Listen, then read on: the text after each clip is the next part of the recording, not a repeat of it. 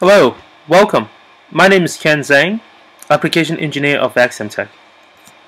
The purpose of this video is to demonstrate some of the built-in features of Axiomtek Network Appliance product NA-560. NA-560 supports both Intel Sandy Bridge and Ivy Bridge Core I CPU, 8 gigs of memory, and up to 8 gigabit Ethernet ports. In this video, we're going to talk about NA-560's LAN bypass function and how to program and control its onboard LCM. NA-560 has two pairs of LAN bypass.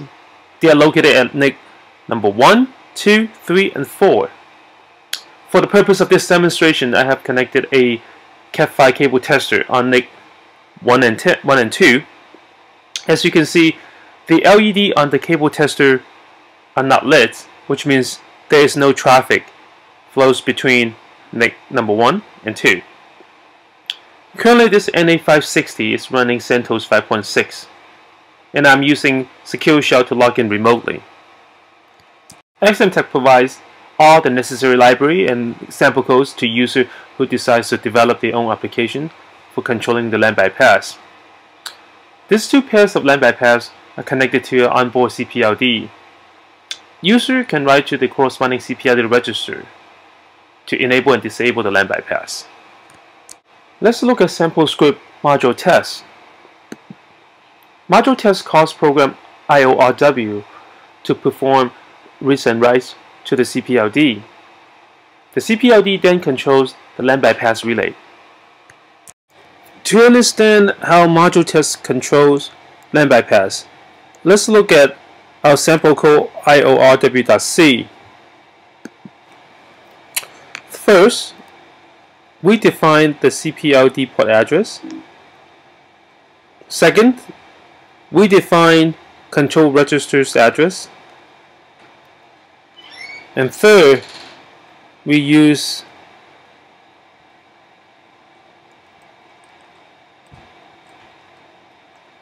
our B functions to write appropriate value to the corresponding register in order to control the CPLD.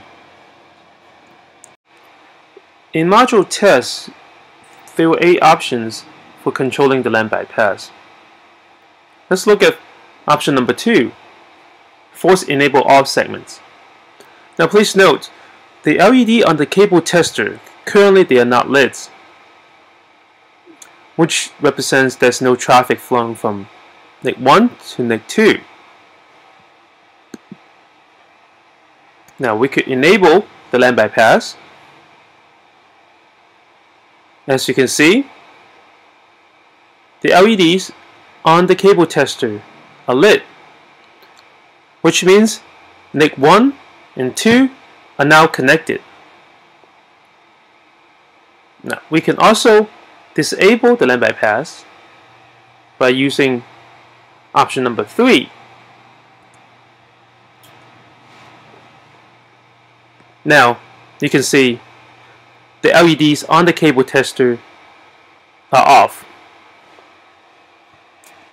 After we understand how IORW writes to CPLD registers, then let's look at how module test enables and disables LAN bypass.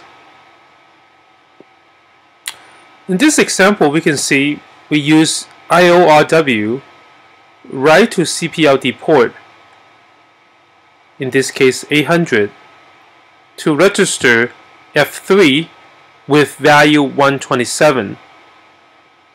By doing so, all the LAN bypass will be enabled. Right here, we can see we use IORW write to CPLD port 800, register F3, but this time with value 191 to disable all the LAN bypass. The last register we will talk about is called the power off status register.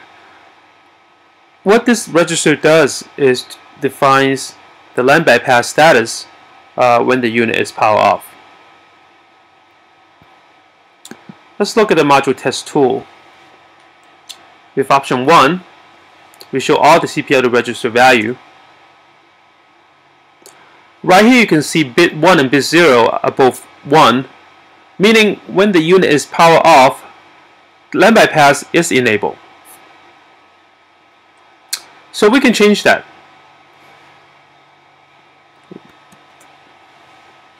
Okay, we can change the value to 0.